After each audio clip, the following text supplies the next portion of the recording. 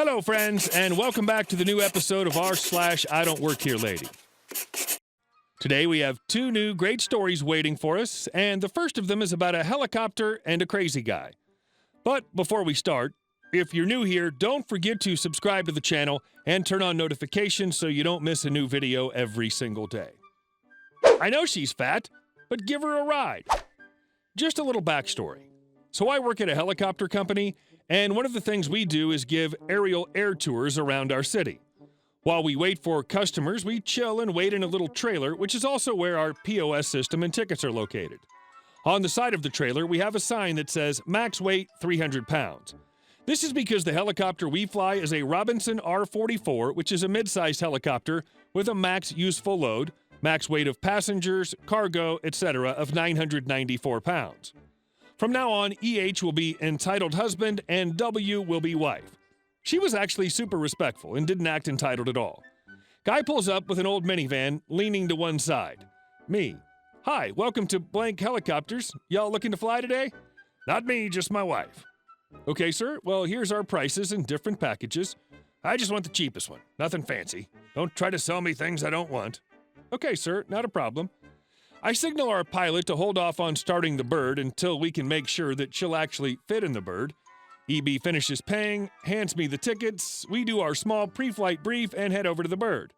I was 16 at the time and still new to the company, so my boss came over to help me see if she could fit. She gets in the bird, and we try to put the seatbelt on her, but the belt is about a foot away from the buckle. This is where our problems start. Me. I can't get it on. Entitled husband. You're not even trying. Sir, we're all pulling on the seatbelt, and it's still about a foot away from the buckle. I don't care. Give her a seatbelt extension. Sorry, sir, but we don't have those. What? What kind of helicopter company doesn't have extensions? My boss at this point steps in. Hey, don't yell at my employees, let alone a young man like him. Who the F are you to tell me what I can and can't do? His wife then says, stop yelling. I'm too big. It's my fault. No, it's this crappy company's fault. You've clearly made my wife so upset. Give her a ride or I'm suing you. Suing us?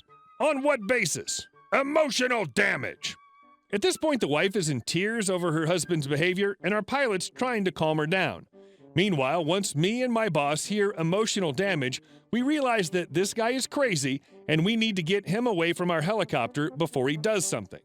So my boss tells him he needs to go. Not until you give my wife a ride. That's when I say, sir, we already told you that since she's too big, we can't give her a ride due to safety issues. Like what? Sir, if our pilot somehow manages to have a hard landing, the seat pan and break, and she could break her back or neck, or maybe even cause damage to the aircraft, and we'd get fined, lose our licenses, maybe even the company. That sounds like a personal problem. Now quit calling my wife fat and give her a ride. I'm sorry, sir, but the answer's no. This back-and-forth argument keeps going for about 10 minutes, at which point the wife calms down and decides to leave. The man finally realizes that his wife left, and he ran away while yelling, F you, and spitting in our trailer while leaving. That was the last time I've seen that man. Fast forward about a year, I'm now 17, working at an awesome job for a high schooler, and I'm going on my second year and studying to get my pilot's license. The reason I wrote this was because a couple weeks ago, the wife showed up. She'd lost over 200 pounds and is looking great. We decided to give her a nice extended lake tour for free with our pilot who used to fly Blackhawks in the military. So to say the least, she had an awesome flight with some pretty fun maneuvers. Best part of the whole story? She left him for a better man. And our second story. Owner cleaned house of entitled family running her business. Many years ago, I worked at a once busy salon where we did fake nails, waxing, and mani-pedis. Within a week of opening, we were booked solid. It was a small town where we were the only business that offered these services. The owner hired all the staff, including an amazing assistant manager and an absolute cow as the manager. I never liked the woman, but she was recommended as she was strict and knew her way around the accounting systems. The company policy was no kids allowed in the store under the age of 12. This was so people in there could enjoy a relaxing time without screaming kids. The other major rule was a federal law: no smoking in a place of business. There was an area in the back of the store where staff could go smoke if they wanted to. Within a month of the store opening, the manager started to let people in with babies and toddlers. Not good, but it wasn't too often. Maybe twice a week to begin with. The assistant manager, let's call him Michael, wasn't happy about it, but had no say in it. The manager, Karen, then started to smoke in the manager's office.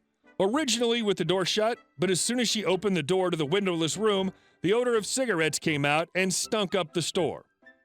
I'm a smoker, and even I thought this was bad. After a while, Karen didn't bother shutting the door. Michael had finally had enough. He lost his cool and yelled at her, telling her he was not going to be responsible for her negligence in breaking federal laws. He quit. We had lost so many of the new clients that we were down to almost no bookings a day. Any walk-ins and book clients often turned and left because of the smell. Fast forward 2 more months, and the accountant to the business had some concerns about the quarterly business activity statement. He tried to call, but was told Karen was always busy. After a week, he called the owner and explained that something wasn't right. So she drove to town. The owner lived 4 hours away. When she got there, the first thing that hit her was the stench of cigarettes as she came through the door. The second thing was the snotty 15-year-old girl Karen hired, her granddaughter, sitting at the reception desk on her phone texting. She didn't even look up to see who came in or acknowledge the owner. The third thing was 2 women in the store, one sitting at a nail station, not getting her nails done but talking, and the other woman having a pedicure done by the new assistant manager, Karen's niece, Mini Karen. Between them on the floor were 2 crawling babies and 2 toddlers, all screaming and playing about like it was a daycare. The owner was livid. I worked as a runner, getting coffee, washing towels, and general cleaning duties, and hung out in the washroom to avoid these people for the most part. But then I witnessed the most amazing thing I've ever seen. The owner walked right past the kids on the floor, straight to the manager's office. Stood there stunned. There was Karen on the computer playing solitaire, smoking a cigarette, overflowing ashtray on the desk, and an overflowing bin full of paper and cigarette butts beside her. I wasn't allowed in there to empty it. The owner said, "You do know that smoking in a place of business is illegal, right?" Karen didn't even look up and said, "I own the store, so my rules, lady, piss off." The owner said, "No, I suggest you put out the cigarette, pack your crap, and get the F out of my store."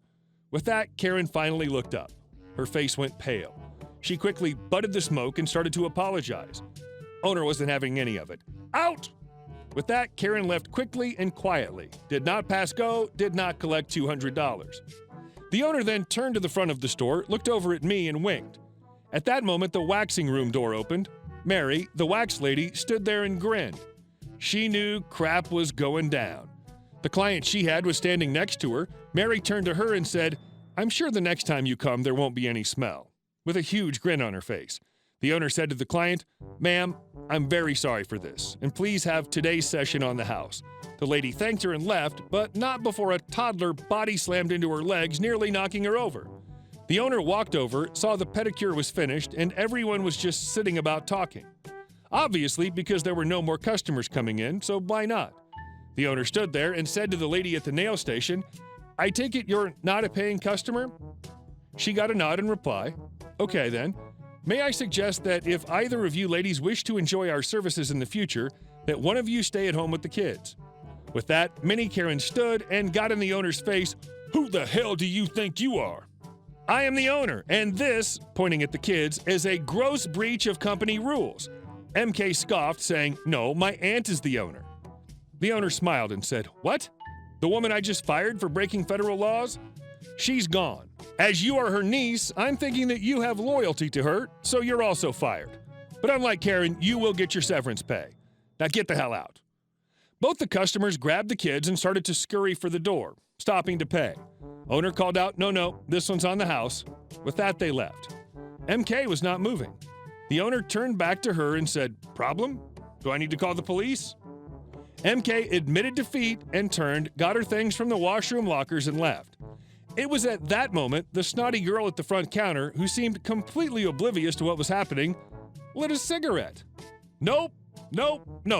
She hadn't even noticed that 2 customers had just walked past her and not paid.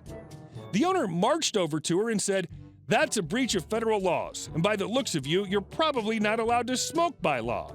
Snotty brat interrupted her and said, "My grandma owns this store and pays me with smokes. You can get effed." The owner was thrown by this, but stood her ground and told her of her status and the employment status of her grandma and aunt. She also told her that Grandma could be fined thousands of dollars for providing cigarettes to a minor.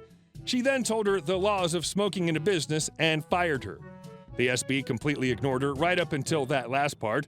Then she looked up angry. "You can't do that, because I actually don't work here." The owner smiled. "Then get the F out of my store." She left, head down, phone in hand, looking frightened. I have to admit, the boom of the owner's voice threw me too. Within a week or so of reopening, we were back up to being fully booked a week in advance. Michael was back and became the manager, and is the best manager I've ever had to this day. Mary became the assistant manager, locks were changed, security passcodes changed, smiles all around. Hey guys, thank you all for watching the video to the end, and I'll see you in the next one.